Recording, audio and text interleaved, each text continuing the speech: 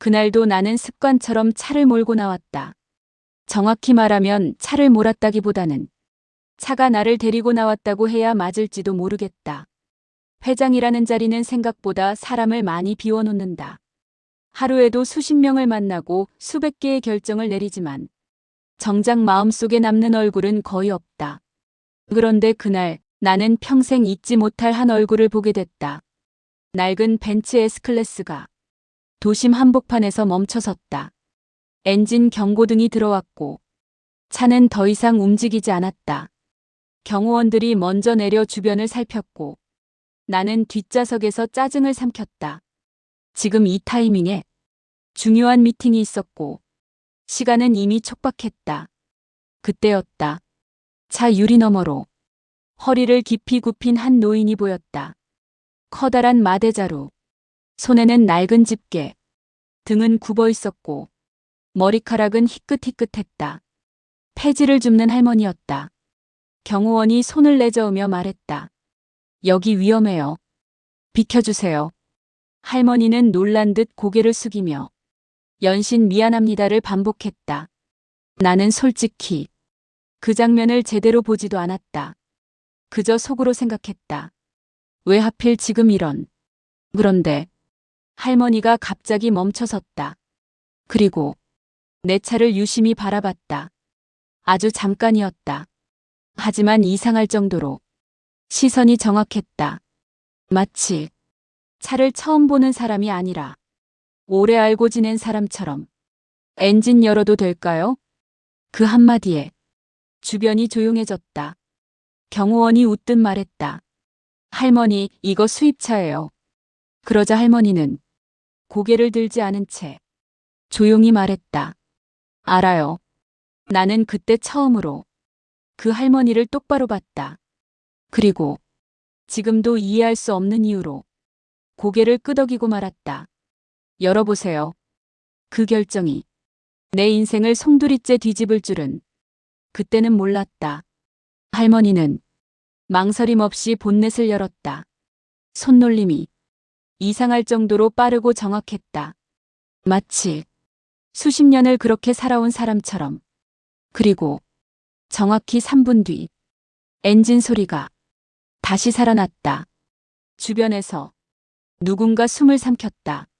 나는 말을 잃었다. 그리고 그 순간 내가 평생 믿어왔던 사람을 보는 기준이 완전히 무너지고 있었다.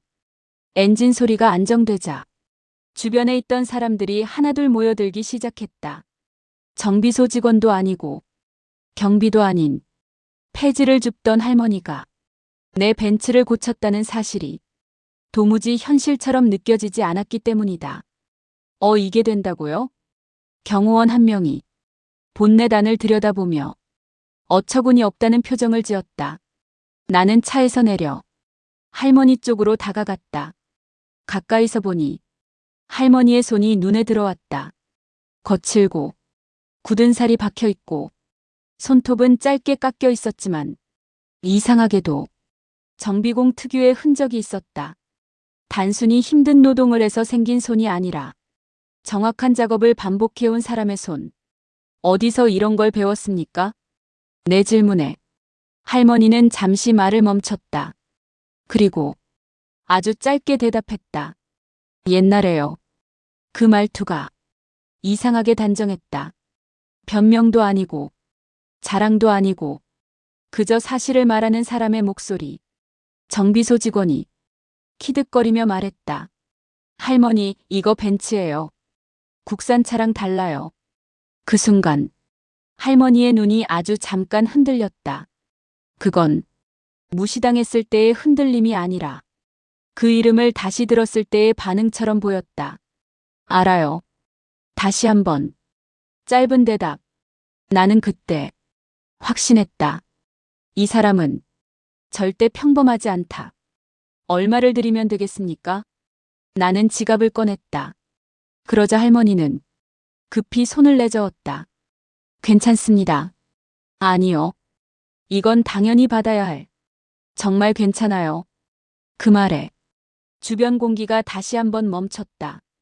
보통 사람이라면 이 상황에서 돈을 거절하지 않는다. 하지만 할머니의 눈빛에는 돈보다 더 오래된 무언가가 있었다. 그때 정비소에서 일하던 한 직원이 할머니의 손목을 보며 작게 말했다. 어저거. 모두의 시선이 할머니의 손목으로 쏠렸다. 거기엔 지워지지 않은 작은 문신 하나가 있었다. 숫자와 알파벳이 섞인 코드. 아주 오래된 공업용 식별 마크. 나는 숨이 멎는 줄 알았다. 그 문신을 나는 알고 있었다. 정확히 말하면 그 문신을 가진 사람을 나는 과거에 만난 적이 있었다. 아니, 그보다 더 정확히 말하자면 그 문신을 만든 회사가 바로 내 회사였다. 30년 전 내가 아직 회장이 아니던 시절 해외 기술팀과 합작 프로젝트를 진행하던 때 당시 천재라 불리던 한 여성 기술자가 있었다. 정비 속도, 문제 해결 능력, 설계 이해력 모두가 그 사람을 따라오지 못했다. 하지만 그녀는 어느 날 갑자기 사라졌다. 아무 기록도, 아무 이유도 없이. 그리고 지금 폐지를 줍는 할머니의 손목에 그 문신이 있었다. 할머니, 내 목소리가 처음으로 떨렸다. 혹시 김순덕? 그 이름을 말하는 순간 할머니의 어깨가 아주 미세하게 굳었다. 그 반응 하나로 나는 확신했다.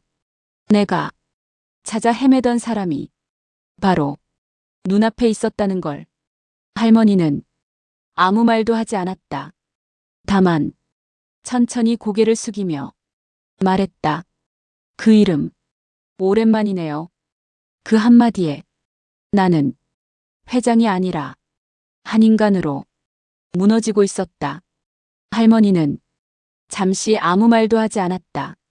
주변의 소음은 그대로였지만 그 순간만큼은 마치 시간만 멈춘 것처럼 느껴졌다. 여기 오래 계실 곳은 아닌 것 같은데요. 내가 조심스럽게 말했다. 할머니는 고개를 끄덕였다. 알아요. 그 짧은 대답 뒤에 아주 긴 세월이 숨겨져 있는 것처럼 느껴졌다. 나는 경호원에게 눈짓을 했다. 주변 사람들을 정리하라는 뜻이었다. 정비소 직원들도 더 이상 농담을 하지 않았다. 모두가 뭔가 이상하다는 걸 본능적으로 느낀 모양이었다. 차에 올라타자 할머니는 망설이다가 조수석 문을 열었다. 그 순간 그녀의 손이 아주 잠깐 떨렸다. 이런 차 오랜만이네요. 그 말이 내 가슴을 쳤다. 그땐 이것보다 더 좋은 차도 마음대로 만들 수 있었죠. 할머니의 목소리는 차분했지만 그 안에는 후회도 자부심도 모두 섞여 있었다. 차가 출발하자 할머니는 창밖을 바라봤다. 그리고 아주 천천히 이야기를 시작했다. 그때는 사람들이 저를 천재라고 불렀어요. 나는 고개를 끄덕였다. 그 기억은 내 안에도 선명했기 때문이다.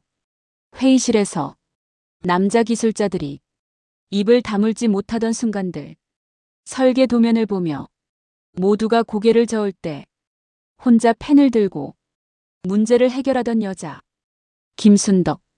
그 이름은 분명히 우리 회사의 미래였다. 그런데요, 할머니의 목소리가 조금 낮아졌다. 천재라고 불리면 좋은 줄 알았는데 그게 꼭 행복은 아니더라고요. 나는 아무 말도 하지 않았다. 그 말이 어디로 향하는지 이미 알고 있었기 때문이다. 여자라는 이유로 회의실에 들어가지 못한 날도 있었고요. 아이를 가졌다는 이유로 프로젝트에서 빠지라는 말도 들었어요. 할머니는 웃었다. 하지만 그 웃음은 전혀 웃음이 아니었다. 선택하라고 하더군요. 아이냐 일이냐. 그 질문 앞에서 그녀가 얼마나 외로웠을지 나는 이제야 조금 이해할 수 있을 것 같았다. 그때 당신은 아무 말도 하지 않았어요. 그 말에 나는 숨을 삼켰다. 회의가 끝나고 모두 나가는데 당신만 잠깐이라도 붙잡아 줄 줄 알았어요. 하지만 당신은 바쁘다는 얼굴로 지나갔죠. 그날의 장면이 번개처럼 떠올랐다. 맞다. 나는 그날 다른 계약 때문에 회의실을 급히 나가야 했다. 그리고 그게 그녀의 인생을 바꿔버릴 줄은 상상도 하지 못했다. 그래서 그만뒀어요. 아무 말도 안 하고 사라졌죠. 그게 가장 조용한 복수 같아서요. 그 말에 나는 아무 대답도 할 수 없었다. 차 안에는 엔진 소리만 남았다. 아이를 낳고 혼자 키웠어요. 기술자로 살 수는 없었지만 손을 쓰는 일은 계속했죠. 정비소, 공장, 밤에는 청소일도 했고요. 그러다 아이도 떠나고 그녀는 말을 멈췄다. 나는 그 뒤에 올 말을 차마 듣고 싶지 않았다. 남은 건 이 손뿐이더라고요. 할머니는 자신의 손을 가만히 내려다봤다. 그래서 폐지를 주었어요. 이 손이 아직 쓸모 있다는 걸 스스로에게 확인하고 싶어서. 그 말에 내 가슴이 쥐어짜지듯 아파왔다. 내가 만든 회사, 내가 키운 시스템, 그 안에서 이 여자는 조용히 지워졌고 지금은 폐지를 줍는 할머니가 되어 내 앞에 앉아 있었다. 미안합니다. 그 말이 입 밖으로 저절로 흘러나왔다. 회장이 아니라 한 인간으로서 처음 꺼내는 말이었다. 할머니는 나를 보지 않았다. 다만 창밖을 보며 조용히 말했다. 지금 와서 그 말 들으려고 산 건 아니에요. 그 말이 더 아팠다. 다만 그녀는 잠시 숨을 고르고 이렇게 말했다. 그 차가 멈춰 섰을 때 그냥 지나칠 수가 없었어요. 기계는 거짓말을 안 하니까요. 그 순간 나는 깨달았다. 이 사람은 세상에 복수하려고 살아온 게 아니었다. 그저 자기 자신을 버리지 않으려고 여기까지 온 것이었다. 차가 멈췄을 때 나는 바로 내리지 못했다. 손잡이를 잡고 있으면서도 문을 여는데 한참이 걸렸다. 지금 이 문을 열면 회장으로서의 내가 아니라 과거를 외면했던 한 인간으로 마주해야 할 것 같았기 때문이다. 잠깐만요. 내가 말했다. 할머니는 이미 문을 열고 내리려던 참이었다. 순덕 씨. 그 이름을 다시 한번 불렀다. 이번에는 도망치듯 부르지 않았다. 정면으로 책임을 지겠다는 마음으로. 잠깐 이야기 좀 더 할 수 있을까요? 할머니는 한숨도 고개를 젓지도 않았다. 그저 천천히 다시 앉았다. 말씀하세요. 그 말투에는 기대도 경계도 없었다. 그게 더 무서웠다. 그때 제가 잘못했습니다. 바빴다는 말로 당신을 지나쳤고 그게 얼마나 큰 선택이었는지 알지 못했습니다. 아니, 알면서도 모른 척 했을지도 모릅니다. 나는 한 문장씩 힘겹게 꺼냈다. 지금 와서 용서를 구하겠다는 말은 하지 않겠습니다. 다만 한 번만 기회를 주실 수는 없을까요? 할머니는 고개를 들어 나를 바라봤다. 그 눈빛에는 분노도 눈물도 없었다. 오히려 모든 감정을 이미 다 지나온 사람이 눈이었다. 어떤 기회요? 회사로 돌아와 주십시오. 그 말이 차 안을 가득 채웠다. 기술 고문으로. 아니, 원하신다면 그 이상의 자리로도. 이건 보상도 아니고 시혜도 아닙니다. 제가 당연히 했어야 할 일을 이제라도 하겠다는 겁니다. 할머니는 잠시 눈을 감았다. 그 침묵이 몇 분처럼 느껴졌다. 회장님, 그녀가 처음으로 나를 직함으로 불렀다. 전 다시 증명하고 싶지 않아요. 제가 쓸모 있다는 것도 천재라는 것도 이미 너무 오래 그걸로 살았거든요. 그 말에 내가 고개를 떨구자 할머니는 이어서 말했다. 대신 나는 고개를 들었다. 조건이 있어요. 말씀만 하십시오.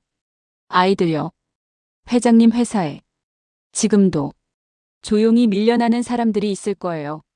나이 많다고, 여자라고, 경력 끊겼다고. 그 아이들한테 기회 주세요. 그 말은 나를 향한 요구가 아니라 미래를 향한 부탁이었다. 제가 돌아간다면 제 이름으로가 아니라 그 아이들 뒤에서요. 누군가 넘어질 때 손 내밀어주는 사람으로 일하고 싶어요. 그 순간 나는 깨달았다. 이 사람은 과거에 머물러 있지 않았다. 나보다 훨씬 앞에 와 있었다. 약속드리겠습니다. 이번에는 회장이 아니라 인생 선배 앞에서 고개를 숙였다. 제가 먼저 바꾸겠습니다. 할머니는 아무 말 없이 차에서 내렸다. 그리고 한 걸음, 두 걸음 걸어가다 뒤돌아서며 말했다. 그럼 내일 갈게요. 그 한마디에 내 가슴이 꽉 막혔다. 내일 그녀는 과거로 돌아오겠다는 말이 아니라 미래로 걸어오겠다고 말하고 있었다. 나는 차 안에 혼자 남아 오래도록 움직이지 못했다. 그리고 그날 밤 나는 전 임원에게 단 하나의 메시지를 보냈다. 내일부터 사람을 보는 기준을 전부 바꾼다. 그게 진짜 변화의 시작이었다. 다음 날 아침 회사 로비는 평소와 다를 바 없었다. 출근 시간, 각자의 자리로 향하는 사람들. 누구도 그날이 기억에 남을 하루가 될 거라 생각하지 못했다. 엘리베이터 문이 열렸을 때 사람들은 잠시 말을 잃었다. 낡은 외투, 소박한 신발, 머리를 단정히 묶은 한 노인. 길 잃으셨나? 누군가 작게 속삭였다. 경비가 다가오려는 순간 나는 먼저 나섰다. 괜찮습니다. 그 한마디에 로비의 공기가 확 달라졌다. 사람들의 시선이 할머니에게 집중됐다. 오늘부터 이분은 우리 회사 기술 고문입니다. 순간 정적이 흘렀다. 네, 기술 고문이요? 누군가는 웃음을 참지 못했고 누군가는 아예 고개를 돌렸다. 그 시선들 속에서도 김순덕은 아무렇지 않다는 듯 서 있었다. 마치 이런 시선을 이미 평생 다 받아본 사람처럼. 회의실에 들어가자 임원 몇 명이 노골적으로 표정을 찌푸렸다. 회장님, 이건 좀. 기술 고문 자리는 형식적인 자리가 아닙니다. 그 말에 나는 고개를 끄덕였다. 알고 있습니다. 그래서 이분을 모신 겁니다. 김순덕은 말없이 노트 하나를 꺼냈다. 그리고 테이블 위에 펼쳤다. 오래된 필기, 손으로 그린 회로, 기계 구조를 한눈에 파악한 정확한 스케치. 한 임원이 무심코 말했다. 이 설계, 현재 우리가 겪는 문제랑. 김순덕이 그 말을 끊었다. 베어링 각도, 이도만 바꾸세요. 그리고 열분산 라인, 이쪽으로 옮기면 진동 문제 사라집니다. 회의실이 조용해졌다. 그건 실험 결과를 봐야 이미 봤어요. 그 한마디에 모두가 김순덕을 바라봤다. 30년 전에도 같은 문제가 있었거든요. 그때도 다들 안 된다고 했죠. 나는 그제야 알았다. 이 사람은 증명하려고 말하지 않았다. 그저 아는 걸 말하고 있을 뿐이었다. 실험 결과는 그날 오후 나왔다.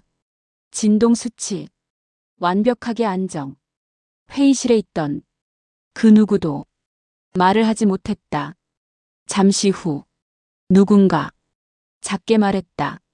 저분이 그 폐지 줍던 그 말에 김순덕은 고개를 들었다. 그리고 아주 조용히 말했다. 폐지 줍던 건 맞아요. 하지만 그게 제 전부는 아니었죠. 그 한마디가 회의실을 완전히 뒤집어 놓았다. 그날 이후 회사 분위기는 조금씩 변했다.